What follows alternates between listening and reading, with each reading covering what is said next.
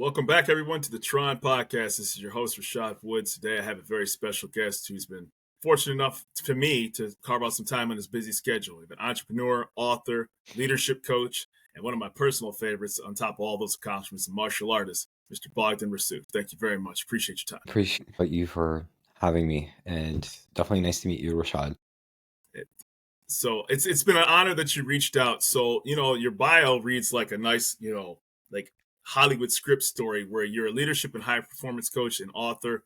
And so you work with entrepreneurs to reach the better version of themselves, remove blockages, and to be able to ultimately not cap themselves at where they are and to take risk, calculated risk with the information that you provide for them. Can you give me some background, please? 100%. Yeah, I'm excited to share more about, because people are like, okay, martial arts and leadership, how does that work? Well, Right. maybe we can dive into how to use Bruce Lee's philosophy to win in life and in business. So sure. that's definitely something we can dive into. And it ties with my background because I fell in love with martial arts when I was 13. My cousin Okay. was a black belt in karate and Shotokan, and Nice. I really looked up to him. When I started this journey, I had absolutely no talent at martial arts, like For sure. zero. Yeah. And slowly but surely, I became better because I was passionate about it. But then in Of course. college, I about personal development, so I fell in love with that. And when I finally opened up a school in Romania, I was lucky to hire a mentor who pointed that out. I walked him through what we were doing, in the training sessions, and he's like, "Look, dude, you don't have a martial arts school. You have a personal development through martial arts program." Wow. And when he said that, clicked. And because the martial arts style that I was teaching was actually Bruce Lee's first martial arts style, Wing Chun. Yes. Right. Exactly, right. Yeah. The system he learned in Hong Kong, and then he went on later to develop Jeet Kune Do. And the principles fit so well because that's what's unique about Wing Chun. Yeah. We rarely talk about technique. It's Mhm. all about principle. And the principle, you can do it with your hand, you can do it with a stick, you can apply it in your business, you can apply it in life. It is universal. So that's kind of how my coaching journey started, because people were signing up for the program, they were becoming a lot more confident, and that led to them attracting better relationships in their lives, getting promoted at work, starting their own businesses. So that was a lot of fun. And then later started my coaching journey. I think the crazy part, so I'm a martial artist as well too, so immediately that clicked. So I started Taekwondo when I was about 7, 8 years old, did that till about 11. Then it's really tough to keep people in martial arts, particularly between that 8th grade to senior year, because it's a lonely sport, right? It's not a school sport. I don't know how it is in Romania, but it's not really at school in the United States at all. Right. So you have to go to your school, you have to go to YMCA. So it's something, and it's not basketball where it's immediately available with your coaches at your school. So I have a black belt in Tong Sudo, I have a brown belt in Taekwondo, and I've taken different styles too as well, with Panatukan, which is Filipino boxing, and then I've taken Brazilian Jiu-Jitsu and Muay Thai as well too. So that's right up my alley of that dialogue. And so I've recently started BJJ as well. Oh yeah, it's an eye opener. It's a lot of fun. Yeah, for sure. Yeah. And the other day, I had coffee with this guy who's visiting Romania. He's traveling the whole world with his family, and he's a Muay Thai instructor in San Diego. So that was a fun conversation as well. Yeah. Muay Thai is beautiful as well. Wonderful sport, wonderful style. It's it's really brutal. Like those leg kicks are, gosh, man, it's tough. The elbows. Yes. Very, very intense. And so I think for anybody, before, because we go down the wormhole of martial arts all day, anybody who practices, it's such a great dialogue, because people who understand and can talk about it, it applies, like you said, directly to business. You may not get immediate gratification. You're more than likely going to get your butt kicked for quite some time. And in a small percentage stick it out to get their ultimate goal, right? Which is how I would imagine how you get to be, your coaching and your career. If you're looking to get immediate satisfaction in martial arts, don't even go. Like, do not even, if you have a big ego, that's even more the reason you're going to get it deflated when you walk in there, right? So I'm sure you apply a lot of those principles to your coach, Definitely.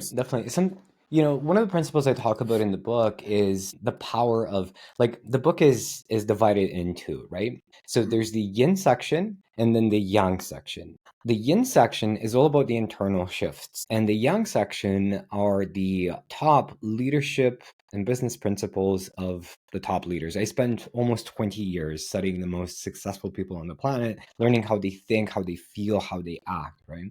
And how they Yeah. structure their businesses. So that's in the second part of the book. Now, in the first part, the yang, we have the mind, the body, and the soul. And within the body section, I talk about the importance of where you actually place your body. Yeah. Meaning, I did the first martial art I study was this combination of Tangsudo, Karate, Taekwondo, Jiu-Jitsu, Ninjutsu, Kudo. Judo. I think all of here's the funny part. All of these were taught by the same guy. Okay. I guess, hey, Right? listen, depending on the style, I don't know the level of the person that was training you, so I'm not going to, yeah. That was the flyer, right? I think the guy just put all the martial arts words he knew on the thing, right? So Right. he was skilled, but the Yeah. rest of us, like his students, were just like drunken Jean-Claude Van Damme's trying to film a movie, right? Yeah. Yeah. So that was my first experience with martial arts. I did that for 3 years. Then my cousin kind of bitch slapped some sense into me and said, "Look, your legs you have no stability, you have no power, you Right. have nothing." Right. But that was the only school in town, right? And It's at the all you time. know. Exactly, right?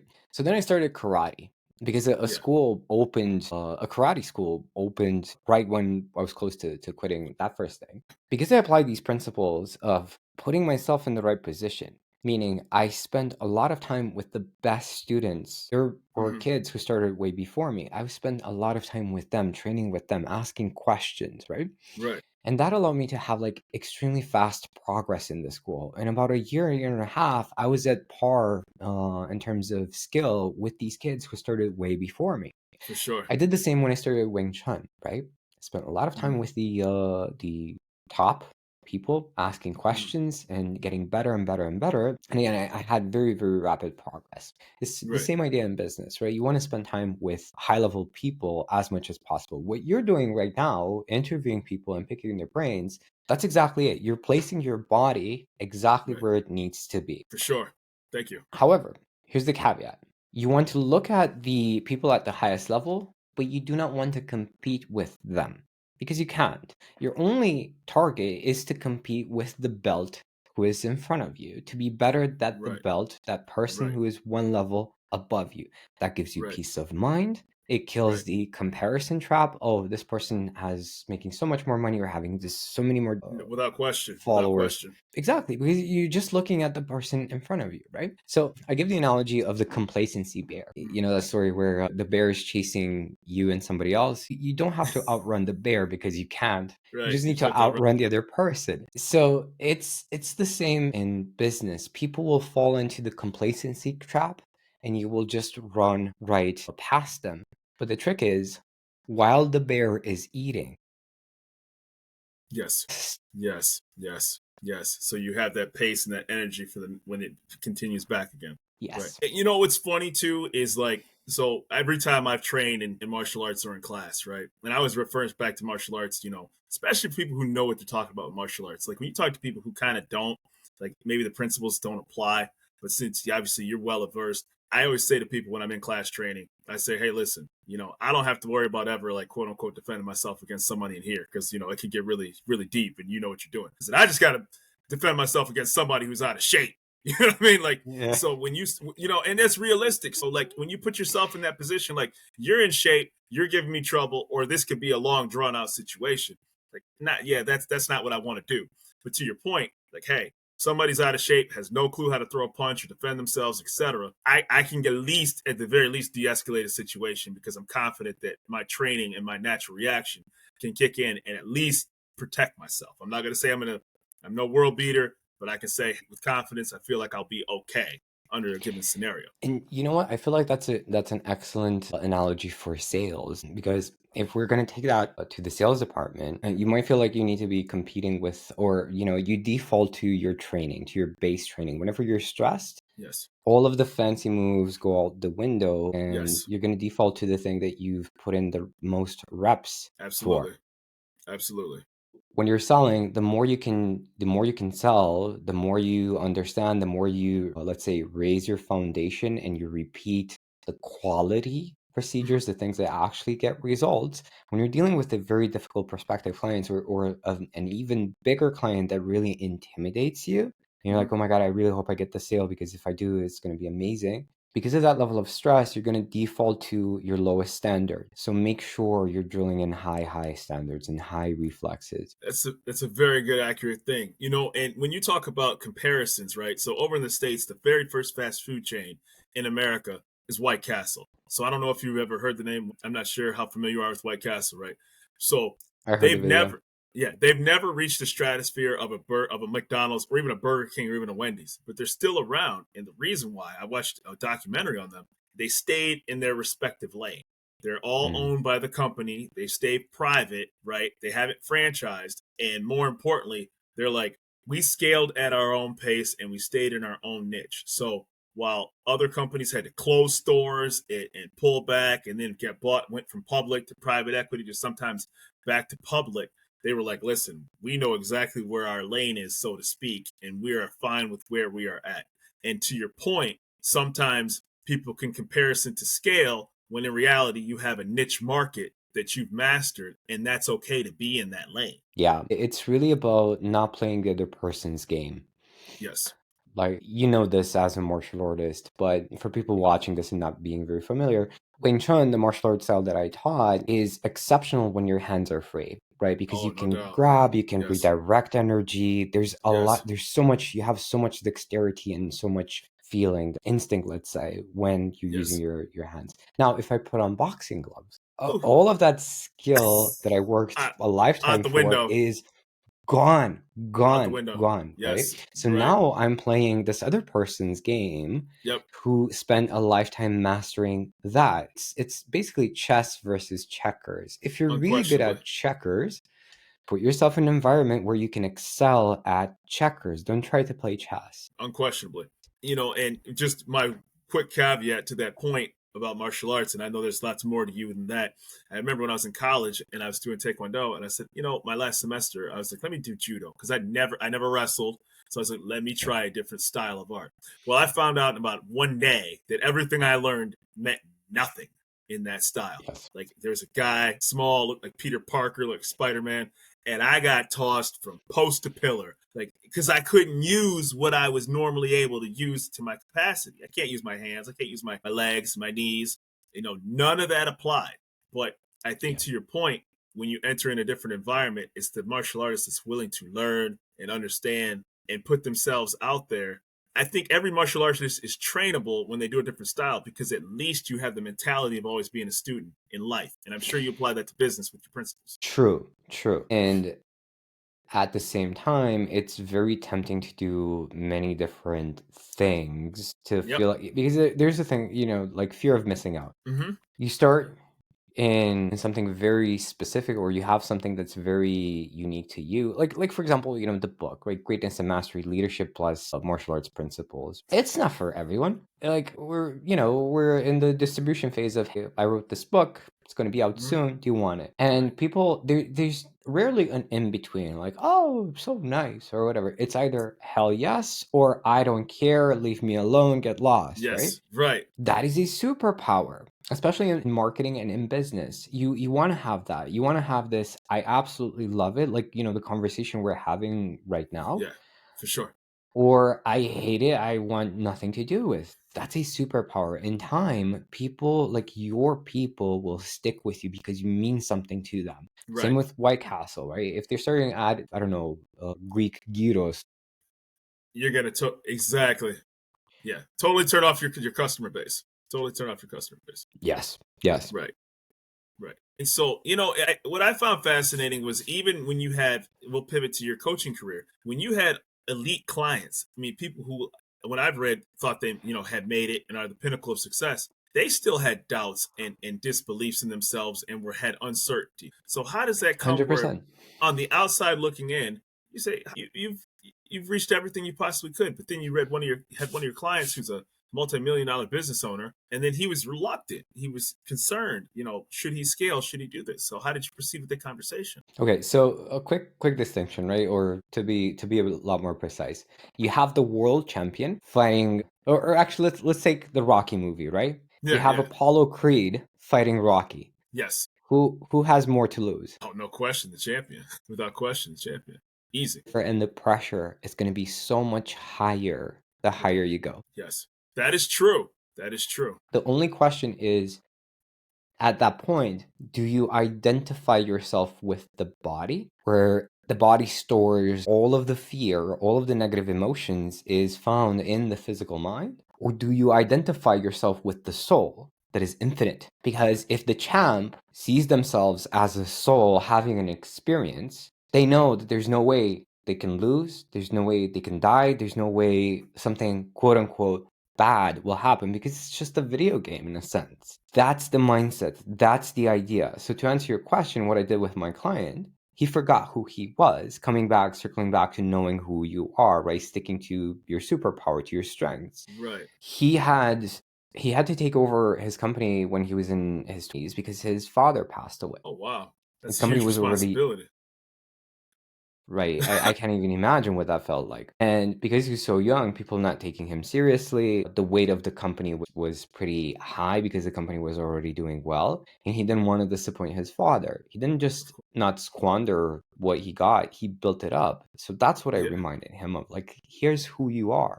Here's who Right. you've always been. I get it. You're scared right now because you feel like life is good and you're afraid to lose it. But the biggest obstacle to great is good, right? So Mm-hmm. I showed him what he's actually capable of, reminded him of that, and that boosted his confidence. And he realized, wait a second, yeah, even if I make a mistake, I learn from it and grow. But there's always a yin and yang approach to effective coaching. That was the yin, the softness, right? The inner shift. What Yeah. was needed also was the yang, the strategy behind it. So what I suggested was this: hey, let's create a 10% experimentation research development fund.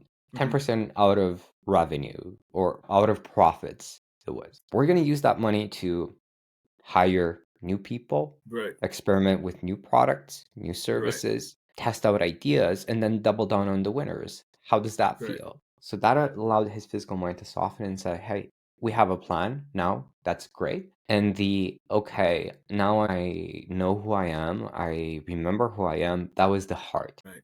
I always find it fascinating when people who do seek coaching, because, like, whether it's physical fitness, whether it's martial arts, whether it's business or in life, because I always equate it as my fallback de facto is I'm a terrible cook, right? So, but I think what I eat is really well because I enjoy what I eat, right? So, to your point, when it comes to success, you can be biased about the products or services that you're offering because you like it, because you're not wondering, well, why wouldn't people like this? I know it sounds cliche, but I like it and I think this is effective. And then somebody can take 5 seconds and either put in a test group, like you said, when you took that 10% of profit and you said, let's test this out from an I'm not you, I'm going to tell you if this works, and you can go through the proper channels to see if this is going to be successful for launching and scaling. So I think making sure that you're aware of your own biases of your own product, service, or even likes is a very good thing. Or even your dislikes, because what you dislike could be successful too. Yes, it is extremely hard to do. It's Oh, the it is reason definitely. why they're called blind spots, and the Yeah. reason why any company is limited by the growth of the main Right. leader, and why so Right. many CEOs are actually the bottlenecks in the company, because they just it's not necessarily because of their ego. Sometimes it is. It's not necessarily for malintent. It's usually because they just cannot see the blind spot. Right. Right. But as humans, right, you have your nose close to your mouth, but you can't tell when your breath stinks. So you need somebody else. Oh man, like, and that's why I always chew gum, man. So I mean, like, because that way I could just disarm that entire conversation. Yeah. I really do. I just keep that. That's so funny. So tell us about the book a little bit more. How can it become available? What inspired you to write that? And it took, obviously, it's 20 years, you said, of experiences, and you wanted to share this with the world. So how can people get the book and ultimately unlock their mind and potential? The book is free. It's going to be free Wow. always. Yeah. And you can get it through my website for the time being. It's going to be on Amazon probably in a few more weeks. I'm gathering a few Mhm. more leaders to kind of support the book. We have, right now, we have Thomas Ellsworth from the PBD podcast, from Yeah. Valuetainment, who I've interviewed for the book. We have Jeff Chan. You probably know Jeff Chan. Yeah. Yeah, Yeah. so That's it. Wow. That's awesome. when want to have 10 people to kind of also pick their brains, get a few more insights in terms of their leadership methods, their leadership insights to create this exclusive bonus content. That's Yeah. when it's going to be on Amazon. However, the book itself, you can read it, you can start using it to make leaps and bounds towards becoming a top leader yourself, or just improving your own mindset, your own leadership capabilities. If you're a parent, very powerful. You can get it through my website immediately and start making progress. That's fantastic. And so where are your clients based? Like, do you do online coaching? Is it in person? Do you go to businesses and try to find blind spots, weaknesses? I mean, yeah, just how does the process work with you? Mostly online. Oh, fantastic. If somebody asked me to do in person today, I would just say, hey, just meet me on Zoom. I don't want For sure. Yeah. I just had to ask. I to. didn't know if you had local clients or anything like that you work with. Like, Yeah, online, mostly online. We do group coaching. We have a monthly event that we do that's called Freedom Forge for Leaders. That's also free. So if people want to tune in, just message me on LinkedIn. I'm happy to send you the registration link for that. But yeah, we do group coaching one-on-one. But I think the book is a great starting point. I got to tell you, I know that's a lot to digest this in a very small window, and I'm sure obviously your story and your background is not encompassed to just a 25, 30-minute interview. But being able to reach out to you and your success and the things that you've accomplished and will continue to accomplish, I appreciate you reaching out to me. And I got to be honest with you, I love talking to people about martial arts, right? Because it is such a niche conversation to have with people, because the general public has become Bruce Lee and Van Damme, and that's not a bad thing, right? Not everybody can do that, right? So, or even a Scott Atkins, right? So, the regular accountant, marketing guy, entrepreneur such as yourself has a martial arts background. And what's cool about it, just briefly, is somewhere in that lineage of martial arts, even if you're not in the book, you can say, I did that, no matter where you step in on the globe. You know what? Let's before we wrap up, if we have time, I'd love to deliver on the promise I made in the beginning. Of course.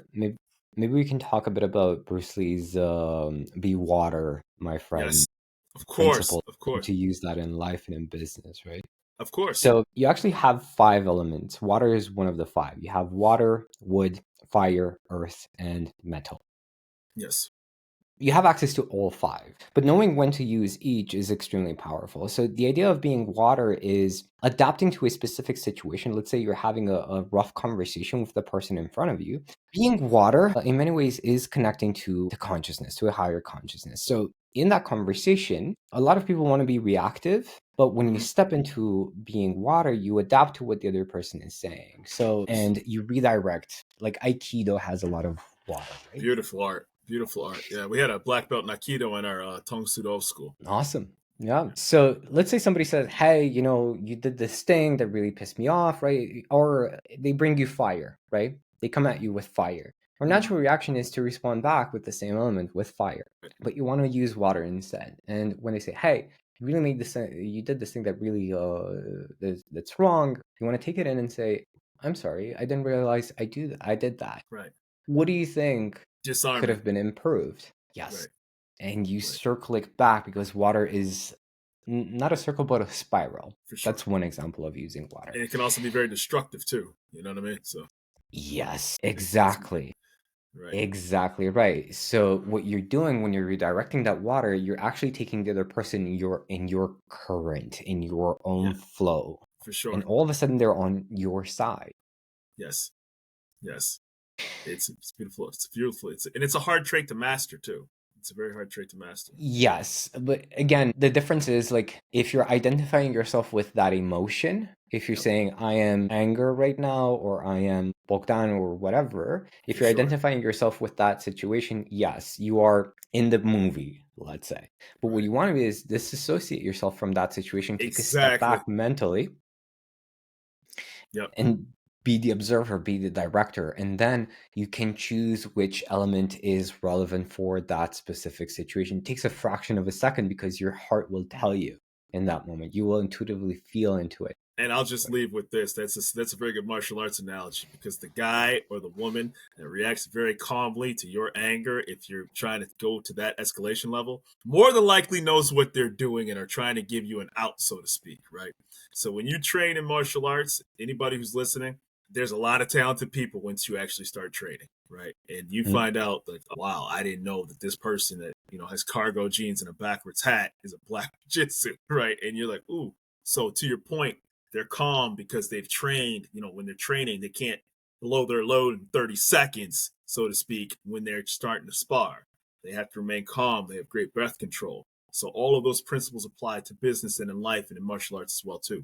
And like I said, I could pick your brain on that for hours, so I appreciate you. Appreciate you too, Rashad. It's been a pleasure. Thank you so much. And like I said, thank you for being on the T.R.O.N podcast, and I know you're going to be successful as you always have been, and I look forward to reading your book. Thank you.